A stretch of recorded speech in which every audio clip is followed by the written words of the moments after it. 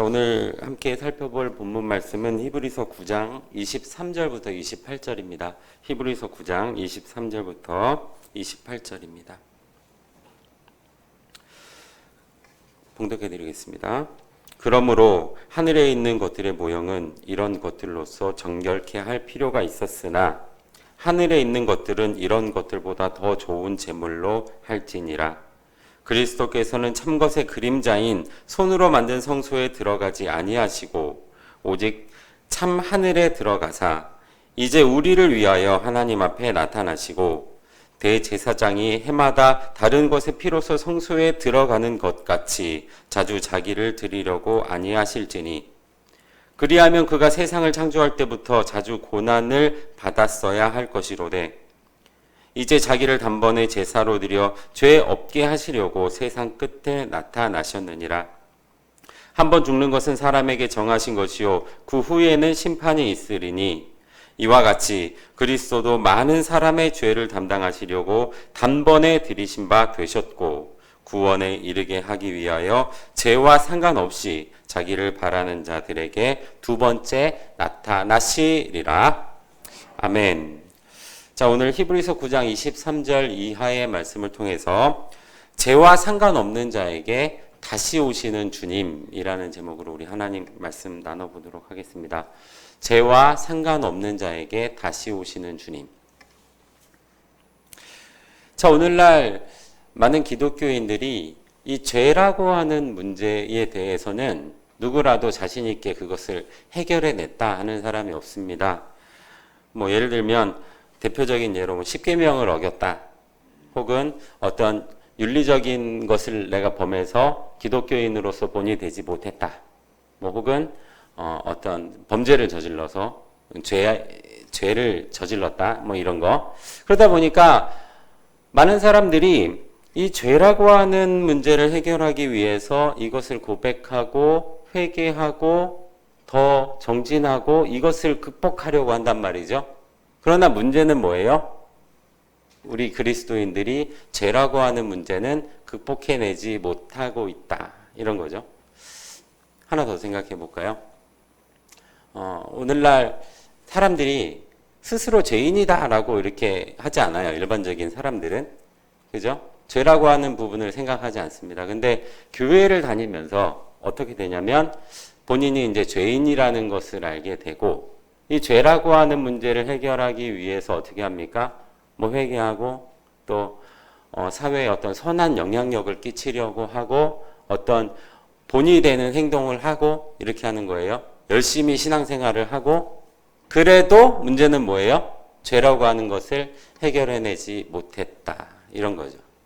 원래 기독교는 어떤 종교입니까? 죄라고 하는 것을 해결하고 구원에 이르는 종교. 이게 기독교란 말이에요. 그런데 참 아이러니하게도 기독교인들이 이 죄라고 하는 부분을 해결해내지 못하고 있다라는 것이죠. 이것이 다만 오늘날에만 이런 상황들이 벌어지고 있었느냐? 아닙니다. 예전부터 구약시대 때부터 이런 상황들이 계속 벌어지고 있었던 거예요. 구약시대 때 백성들이 죄를 지으면 제사장이 성소에 들어가서 짐승을 잡아서 그 피를 뿌림으로써 어떻게 하는 거예요? 백성들의 죄를 사하여 주는 역사를 행했다. 이렇게 우리 성경에 기록되어 있지 않습니까? 오늘 본문 말씀 앞서 13절 히브리서 9장 13절 말씀도 보시면 염소와 황소의 피와 및 송아지의 죄로 부정한 자에게 뿌려서 그 육체를 어떻게 하는 거예요? 정결케 하고 거룩하게 한다. 이렇게 구약시대 때도 이 죄라고 하는 부분을 해결하기 위해서 매번 이렇게 한 거예요. 매번. 그래서 뭐 제사장은 계속 성소에 들어갔고 대제사장은 1년에 한 차례씩 성소에 그 둘째 장막에 들어가서 짐승의 피로써 어떻게 하는 거예요? 죄라고 하는 부분을 계속 반복적으로 이렇게 해결하려고 하는 그런 부분이 있었다라는 겁니다. 오늘날뿐만 아니라 구약시대 때도 이런 상황들이 있었다라는 거예요. 그래서 오늘 본문 말씀 앞서 기록되어 있는 내용 우리가 잠깐 더 살펴보면 히브리서 9장 6절, 7절 말씀 볼까요? 보시면 이렇게 기록합니다. 이 모든 것들을 이같이 예비하였으니 제사장이 항상 첫 장막에 들어가 섬기는 예를 행하고 오직 둘째 장막은 제사장이 홀로 1년 1차씩 들어가로되 피 없이는 아니하나니 이 피는 자기와 백성의 허물을 위하여 드리는 것이라 라고 해서 이렇게 속죄제를 드렸다 이런 얘기예요. 그런데 그것이 한 번 드리면 끝나는 것이 아니고 또 어떻게 하는 거예요? 계속 반복적으로. 왜 반복적으로 드렸습니까? 그 죄라고 하는 것을 해결할 수가 없었기 때문에 계속 반복적으로 이 제사를 드리고 있었다. 구약시대 때. 이런 얘기입니다. 오늘날과 별반 다르지 않은 그런 상황을 볼 수가 있습니다. 자, 그런데 9절 말씀 봅니다. 9절 말씀 보시면 어떻게 얘기하고 있냐면 이 장막은 이렇게 이 장막은 어떤 장막이냐면 구약시대 때 제사장들이 죄를 위해서 들어갔던 그 장막을 말하는 거예요. 죄를 해결하기 위해 들어갔던 그 장막은 뭐예요? 현재까지의 무엇이다? 비유다라고 이렇게 얘기하는 거예요. 비유다. 이에 의지하여 드리는 예물과 제사가 섬기는 자로 그 양심상으로 어떻게 된다는 거예요?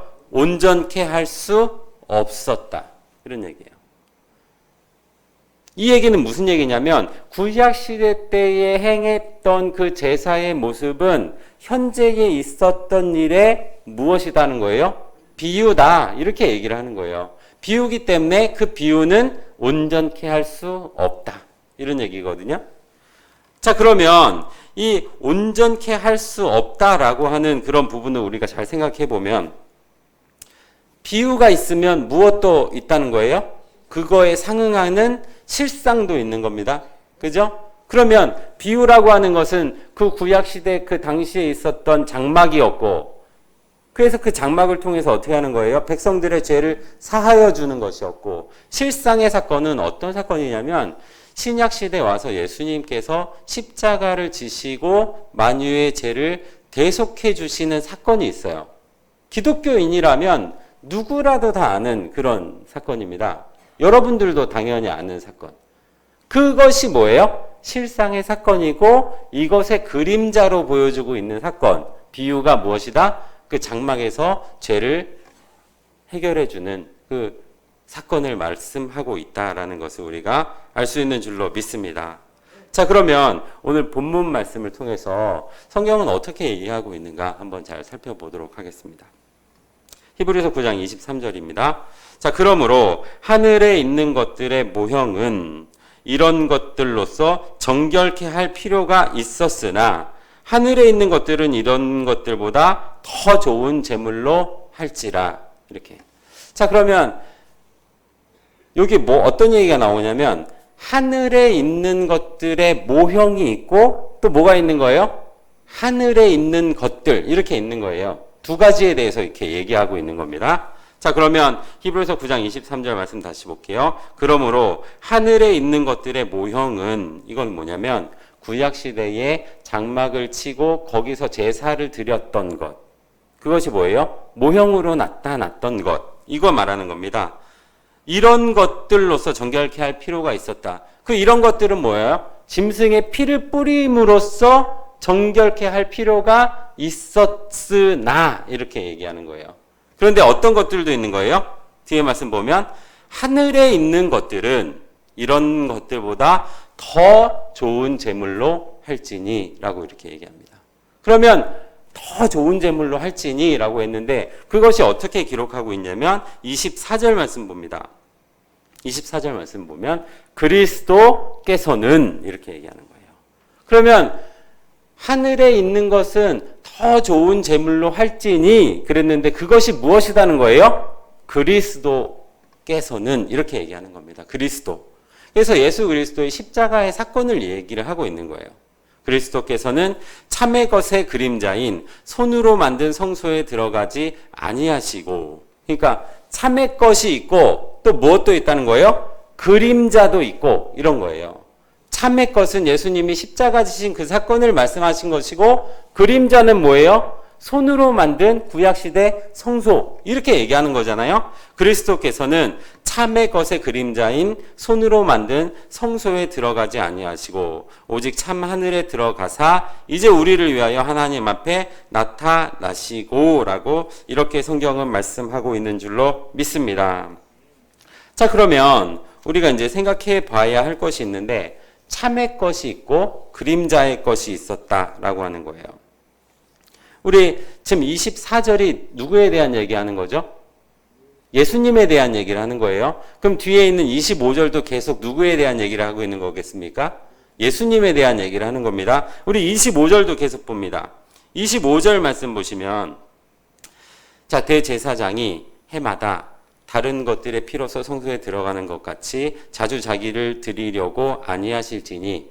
자, 이게 지금 24절에 그리스도께서 이렇게 해가지고 25절로 문장이 계속 이어진 거예요. 그러다 보니까 이제 그 25절에는 주어가 없는 건데 주어가 있다면 뭐예요? 그리스도께서 이 말이 앞에 생략이 된 겁니다. 그러니까 그리스도께서 대제사장이 해마다 다른 것들의 피로서 성소에 들어가는 것 같이 자주 자기를 드리려고 하지 아니하실지니. 무슨 말인지 아시겠습니까? 예수님의 십자가의 사건은 구약시대 때 장막에 제사장이 매년 1년에 한 차례씩 들어가서 대제사장이 이렇게 제사를 지냈잖아요. 죄를 위해서 그 속죄제를 지낸 것 같이 예수님께서는 어떻게 하는 거예요? 자주 자기를 드리려고 아니하실지니 이런 얘기입니다. 우리 26절 말씀 봅니다. 그리하면 이게 무슨 얘기냐면 만약에 예수님도 구약시대 제사장과 같이 1년에 한 차례씩 제사를 드려야 한다면 이런 얘기예요. 그리하면 그가 세상을 창조할 때부터 자주 고난을 받았어야 할 것이로되 이제 자기를 단번에 제사로 드려 죄 없게 하시려고 세상 끝에 나타나셨느니라 라고 말씀하고 있는 줄로 믿습니다. 그러니까 그 구약시대에 있었던 제사는 어떻게 하는 거예요? 드리고 또 드리고 또 드리고 또 드리고 하는 그런 제사였는데 신약의 예수 그리스도를 통하여서 속죄하는 제사는 어떤 제사였다는 거예요? 단번에 드리는 그런 제사였다. 이런 얘기예요. 그래서 26절에서 이제 전제를 이렇게 하잖아요. 만약에 구약 시대에 대제사장이 드리는 제사와 같은 것이었다면 자주 고난을 예수님이 받아야 할 것이로되 이렇게. 만약에 우리 한번 잠깐 이 부분에 대해서 생각을 해보세요. 사람이 손과 발에 못을 이렇게 박아서 십자가에 매달린다. 이거 쉽지 않은 겁니다. 그죠? 쉽지 않은 거예요. 그럼 예수님께서 십자가에 달린다라고 하는 것, 전지전능하신 하나님의 아들 예수 그리스도께서 그까짓 것, 십자가에 달리는 것, 이렇게 생각하십니까? 아니에요. 예수님도 그 당시에 그 마음을 보면, 성경을 보면 그 당시 마음이 복잡한 것을 우리가 알 수가 있거든요. 겟세마네 동산에 올라갈 때에 제자들을 데리고 이렇게 가는 거예요. 나를 위해서 기도해 달라라고 하면서 거기서 기도를 하는 거죠. 너희는 여기서 기다려라라고 하면서 이제 기도를 할 때 땀방울이 핏방울이 되는 기도를 하셨고 또 내려와 봤더니 자고 있어요. 그러니까 뭐라고 하는 거예요? 나를 위해서 좀 깨어 있을 수 없더냐? 이렇게 얘기하는 거예요. 예수님께서. 그리고 또 할 수만 있으면 이 잔을 내게서 옮겨달라고. 이렇게도 얘기하셨고요. 예수님께서 엘리 엘리 라마 사박다니 나의 하나님 어찌하여 나를 버리셨나이까 이렇게까지 얘기하셨단 말이에요. 그러니까 이 십자가의 사건이라고 하는 것은 육체를 가지고 있는 예수님의 입장에서는 어떤 거예요? 굉장히 두렵고 어렵고 힘든 거예요. 육체를 가지고 있는 사람이라면 누구나 다 예수님도 그렇고 저도 그렇고 여러분들도 그렇고 그런 상황인 거예요. 그런데 그거를 매년 해야 된다? 여러분들 생각해 보세요. 올해가 2020년이니까 올해는 4월 달에 2020번째 예수님 십자가에 달리는 일이 있을 겁니다. 이렇게 한다면 그 예수님은 얼마나 괴롭겠습니까? 그걸 지켜보고 있는 우리들은 어떤 느낌이 들겠어요? 작년에도 나 때문에 돌아가셨는데 올해 또 나 때문에 십자가에 못 박히시네. 이런 것을 만약에 본다면 그건 마음이 편할 수가 없잖아요. 그런데 다행히도 어떻다는 거예요? 예수님의 십자가의 제사는 단번에 드리는 제사였다라고 성경은 말씀하고 있는 줄로 믿습니다. 그러니까 히브리 기자가 지금 말하고 있는 이 논조는 어떤 논조인 거예요? 예수님의 십자가의 제사는 매번 구약시대와 같이 드릴 필요가 없는 그런 제사다라고 이렇게 말씀하고 있다. 여러분들 이 성경을 통해서 알 수 있는 줄로 믿습니다. 이렇게 예수님께서 십자가를 지시고 부활을 하시고 승천하시고 재림에 대한 약속을 하시잖아요. 그죠? 자, 그러면 이 재림이라고 하는 부분을 우리가 이제 생각을 해보면 이 재림이라고 하는 것이 아무에게나 그냥 임하는 그런 재림이겠습니까? 아닙니다. 이 재림은 바라고 기다리는 자에게 오는 거예요. 바라고 기다리는 자들에게. 우리 본문 말씀 28절 말씀 봅니다. 28절 말씀 보시면 자, 이와 같이 그리스도도 많은 사람의 죄를 담당하시려고 단번에 들이신 바 되셨고 구원에 이르게 하기 위하여 죄와 상관없이 자기를 바라는 자들에게 두 번째 나타나시느니라. 어떤 자들에게? 자기를 바라는 자들에게 두 번째 나타나는 재림의 역사를 말하는 거예요. 자, 그러면 바란다라고 하는 것, 그 의미가 어떤 것입니까? 바란다. 바라면 없어도 있는 거예요. 근데 만약에 바라지 않으면 있어도 없는 거예요. 이게 무슨 얘기냐면 어떤 사람이 방문을 벌컥 열고 막 두리번 하다가 아무도 없네? 그러고 가버렸어요. 그러면 그 방에는 누가 있었어요? 적어도 나는 있었고 나랑 같이 한 사람이 있었는데 한참 쳐다보더니 아무도 없네? 하고 그냥 가버렸단 말이에요. 아무도 없었어요? 있었어요. 그런데 뭐가 없었던 겁니까? 바라는 사람이 없었던 거예요. 그러면 없는 거예요. 어떤 의미인지 아시겠죠?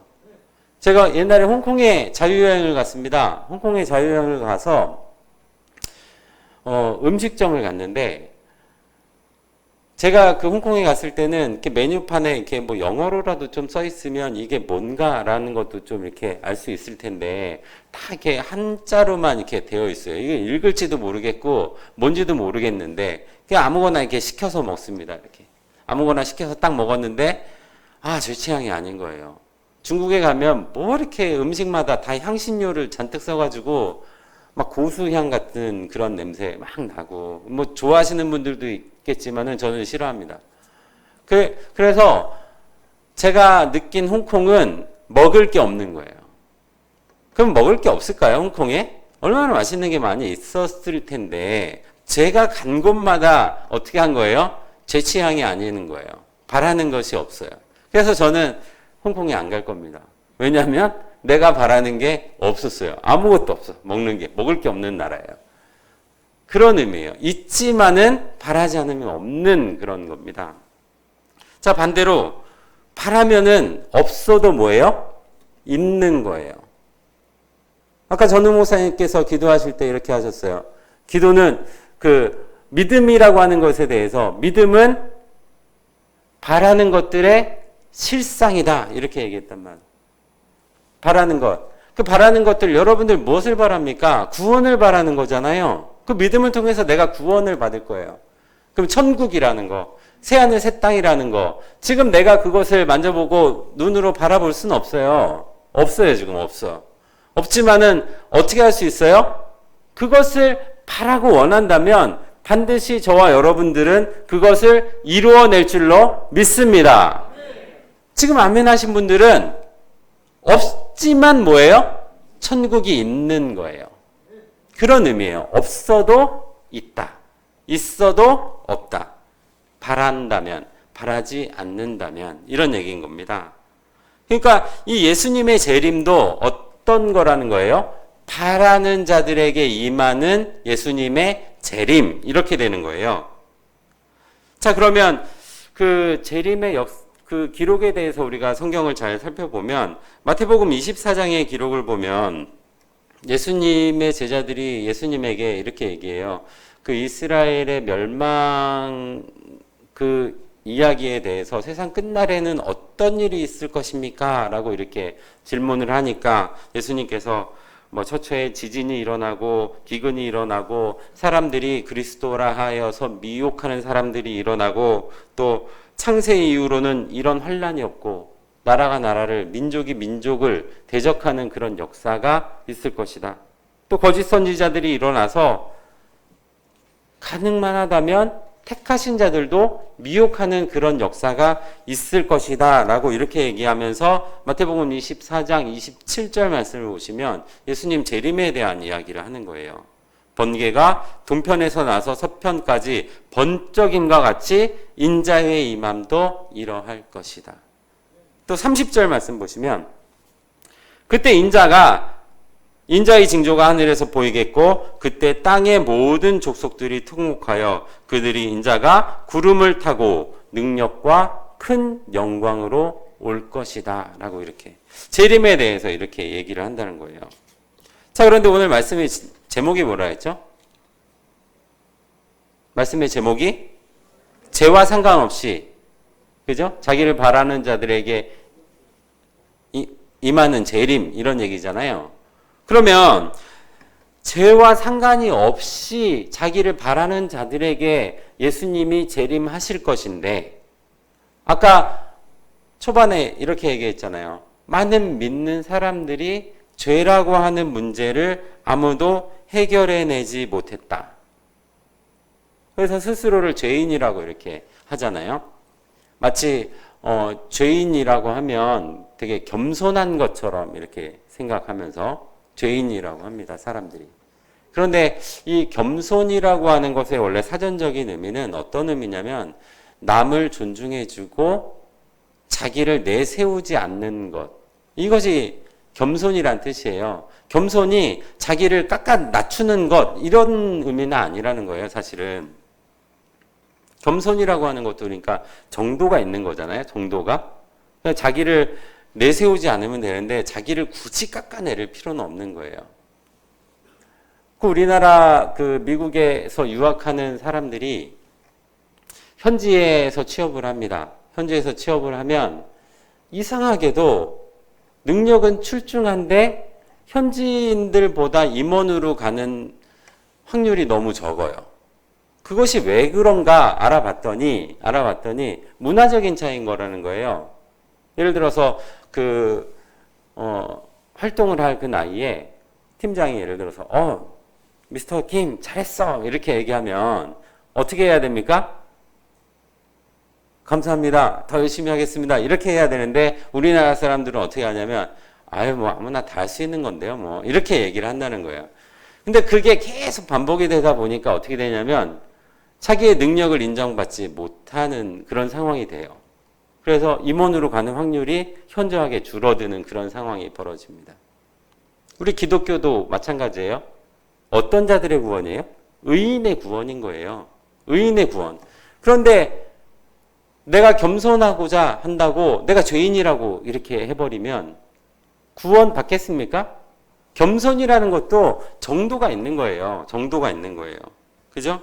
자, 그러면 우리 히브리서 9장 28절 다시 보도록 하겠습니다. 히브리서 9장 28절 보면 자, 이와 같이 그리스도도 많은 사람의 죄를 담당하시려고 단번에 들이신 바 되셨고 구원에 이르게 하기 위하여 자, 지금 목적이 나왔어요. 그 목적이 뭡니까? 구원에 이르게 하기 위해서. 맨 마지막에 뭐라고 하는 거예요?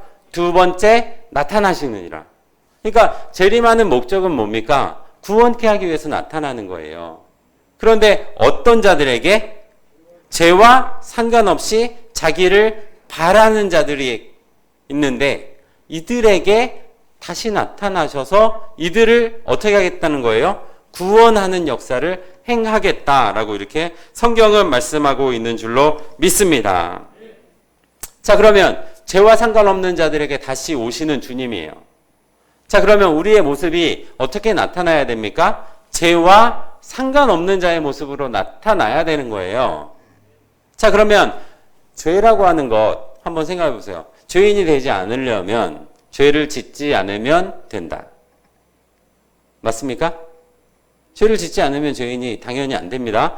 그런데 문제는 육체를 가지고 있는 사람이라면 누구라도 이 죄라고 하는 부분을 쉽게 해결할 수 없다. 이거잖아요. 문제는 그거잖아요. 그죠? 자, 그러면 그 모세가 받은 그 10계명, 이게 10계명이 어떤 10계명이냐면 그 중에 10개 중에 6계명, 살인하지 말라. 7계명, 간음하지 말라. 이렇게 얘기했거든요. 우리 야고보서 2장 9절에서 11절까지 말씀 봅니다. 만일 너희가 외모로 사람을 취하면 죄를 짓는 것이니.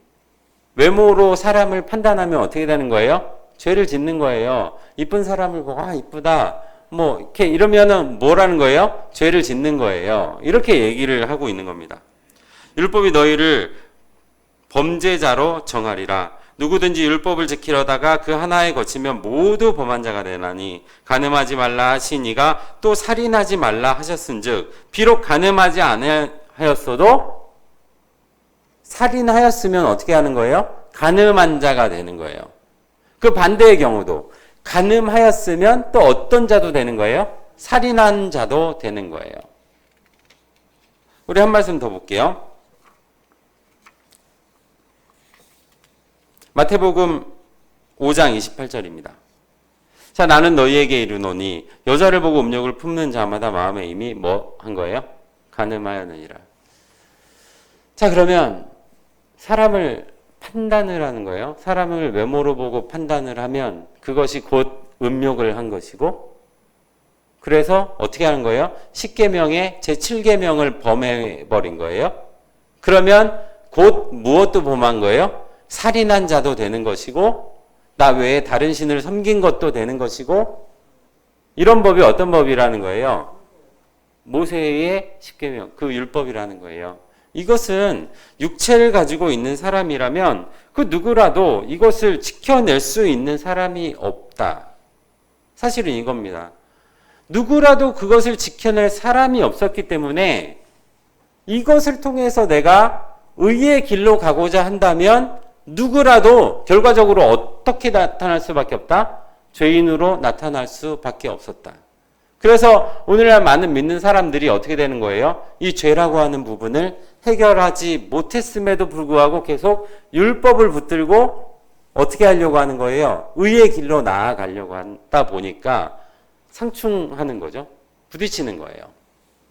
자, 그러면 이 기독교라고 하는 것이 이제 죄를 해결하는 종교다라고 했으니까 이 문제를 어떻게 해결할 수 있을까? 우리 성경을 통해서 한번 생각해 보도록 하겠습니다. 자, 그러면 이 죄의 근원에 대해서 우리 생각해 보도록 하죠. 죄의 근원. 자, 고린도전서 15장 56절입니다. 자, 사망이 쏘는 것은 죄요. 죄의 권능은 무엇이다?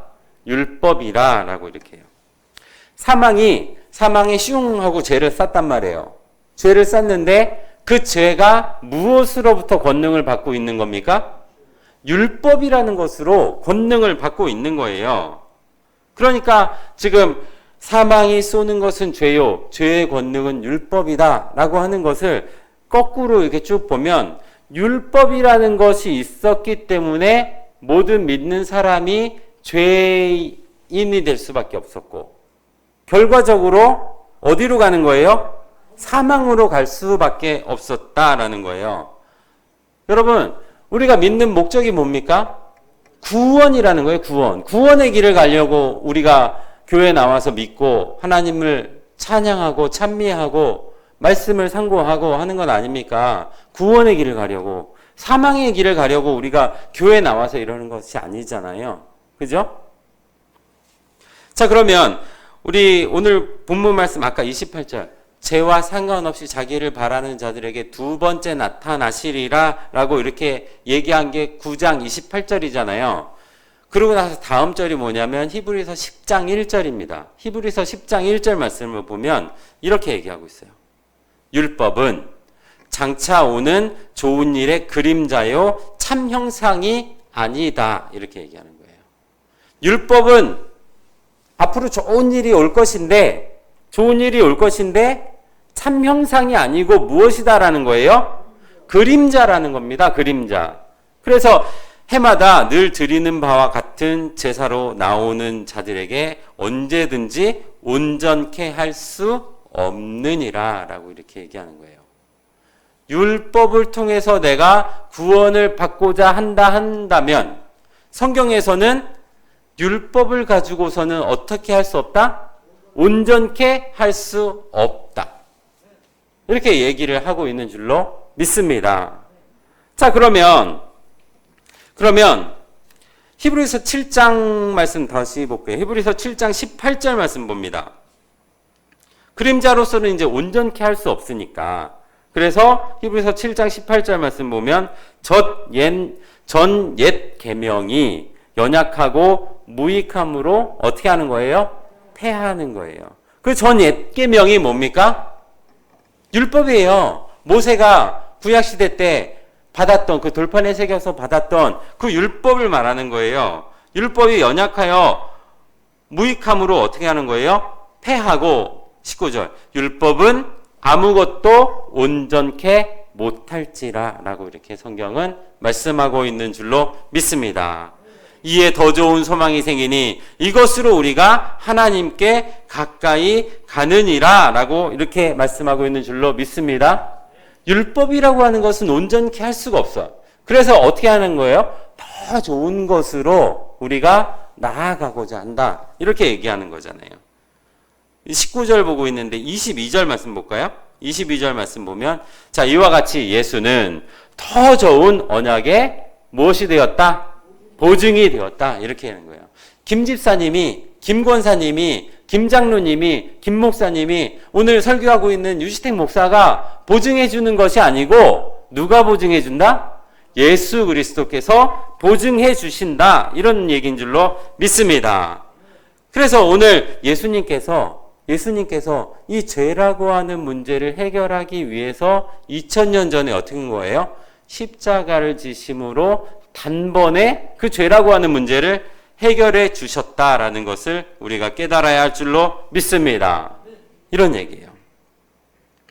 자, 그러면 죄의 근원이라고 하는 것이 이제 율법이라는 것을 알았어요. 율법이라고 하는 걸 알았어요. 우리 로마서 5장 13절 말씀 보시면 이런 기록이 있습니다.